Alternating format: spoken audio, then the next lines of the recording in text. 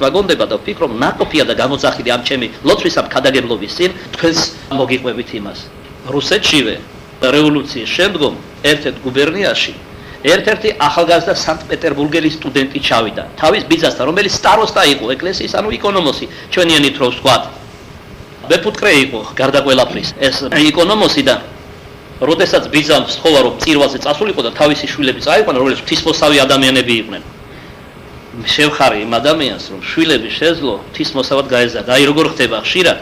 ბუდელის კი სამღვდელო პირი გაზრდის შვილებს ნელთბილნი უკეთეს შემთხვევაში და ხშირ შემთხვევაში გოლგრილიც კი არიან სარწმუნოების მიმართ და სულისხონებისა. მამას უყვარს შვილები. სამს ყოველივე იმის, რასაც უფალი ქადაგებს და უყვარს არა მარტო ჰაბიტუსი და გარეგნობა, რა თქმა უნდა, თავისი შვილებისა, არამედ სული პიროყოლისა, რომელიც უკვდავია თავისი არსებით, მაგრამ უკვდავება ვაგლა ხშირად გვითხოვს ჯოჯოხეთშიაც არის და ტირის და მოთქვამს და განიცდის, რომ მისი შვილები არ ზრუნავენ სულისხონებისათვის. და ესე რამდენ მორწმუნეზე შეიძლება ითქვას. მოკლედ თავის ღვთისმოსავ შვილებთან ერთად შესთავაზა თავის ძმის სულს, რომ წამოსულიყო ეკლესიაში წირვალზე და მიეღო ზიარება. ირონიული ღიმილით დასტარგდა მას თვითდაჯერებული პეტერბურგელი სტუდენტი. გაყვა წირვალზე, დაესრო, არაერთხელ წამოიძახა სხვადასხვა სახის ირონიული და ცინიკურიც კი რეპლიკები, თავისთვის თუ ხმამაღლა და ბოლოს ისიც ეზიარა. და როდესაც იგი ეზიარა, მან ენის ქვეშ დამალა წმინდა ზიარება. სარღვნელი არ მიიღო. აი, რატო ვიღებთ ზიარების შემდგომ სარღვნელს? ივანე ოქროპირის დროს მოხდა ასეთი რამ, ერთ-ერთი გრძნეული დედაკაცი მიდიოდა ტაძარში, აჩვენებდა ყველას თავს ქრისტიანად, ფარულად კი გრძნეული იყო, ენის ქვეშ მალავდა წმინდა ზიარებას, მიდიოდა შინ და მით სასწაულებს ახდენდა. და ბევრს აცდუნებდა, ამას აკეთებდა არა ღვთის სახელით, არამედ ეშმაკის სახელით. ეს როდესაც შეიტყო, ხილებული ხნა ღვთისაგან ეს დედაკაცი, როდესაც შეიტყო ივანე ოქროპირმა, მან დააწესა შემდგომად ზიარებისა სარღვნელის მიღება. თვითონ სიტყვა გეუბნება, უნდა გამოირღვნა პირი, წარღვნა, გამორღვნა, იცით რა რაც არის. სიტკბოთი და სიტბოთი შეზავებული, ვინო უნდა მიმოივლო პირში, რომ ნამცეცების კი წმინდა ზიარებისა, იმიტომ რომ შეიძლება ადამიანს კბილი ჰქონდეს დაზიანებული, ან ენის ქვეშ უნებლიეთ მოხვდეს ნამცეცი თუნდაც ზიარებისა, არ დარჩეს პირის ღრუში და თქვა საუბრის დროს არ გამოაშხებოს მან.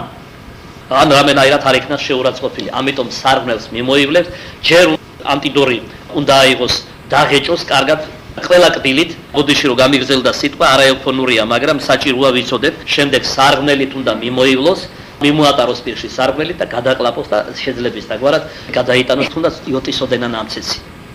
მოკლედ, სარღვნელი არ მიიღო ამ სტუდენტმა, ივანე ოქროპირმა, ამიტომ დააწესა მეთქი სარღვნელის მიღება შემდგომად ზიარებისა, დამალა ენის ქვეშ და როდესაც მოვიდა შინ, ფარულად თავისი ბიძაშვილებისა და ბიძისა ერთ-ერთ სკაში ახადა სკა და ჩაანერწყა შიგ ზიარება. არსებობს ქართულში სხვა სიტყვა, ვულგარული სიტყვა შედარებით. იგივეს გამოსახატა. ჩააფურთხა. რამდენადაც სტუდენტი ასე მოიქცა, კრეხელი, სიწმინდეთ კრეხელი. შეიძლებოდა თქულიყო ჩააფურთხა, მაგრამ ენა არ მიბრუნდება თქვა, რადგან ყოვლა წმინდა ზიარებაზეა საუბარი, ამიტომ ელფონურად, ანუ კეთილხმოვანად მომობ ჩაანერწყა, თუმცა ესეც არ არის თლად კეთილხმოვანი კაცმა რო თქვას, მაგრამ რამდენადაც უფლის ნერწლის კი კურნავდა, როგორც მოგეხსენებათ ბრვის შემთხვევაში, ამდენად მოდი არ არსებობს უბრალოდ სხვა სიტყვა, ამის შემცვლელი მეც ვიხმარ, რაც შეიძლება კეთილხმოვანად ჩაანერწყა წმინდა ზიარება.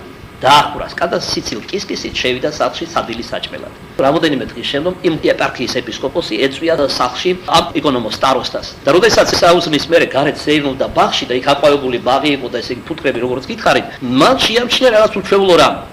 ყველა სკიდან, ყველა ფუტკარი მიმოფრენდა თუ როგორც იყო, მიდიოდა მხოლოდ ერთ სკაში და იქ რატომღაც გროვდებოდა. შემდეგ ბზვილით უკან გამოფრინდებოდნენ. ეპისკოპოსი დაინტერესდა, მოუხმო იკონომოს და სთხოვა აეხსნა, მან ვერ აუხსნა. მაშინ სთხოვა აეხსნა სკა და როცა სკა ახსნეს, გასაოცარი სანახაობის მოწმენი შეიქმნენ.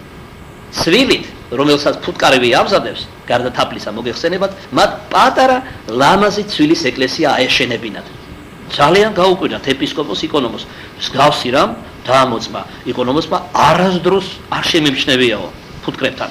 ათეული წლებია მუშაობ. მაშინ ეპისკოპოსმა უბრძანა, რომ გაეხსნა ცვილის ეკლესია, თავი მოეხსნა და როდესაც თავი მოხსნეს, იქ იხილეს მათ წმინდა ზიარება.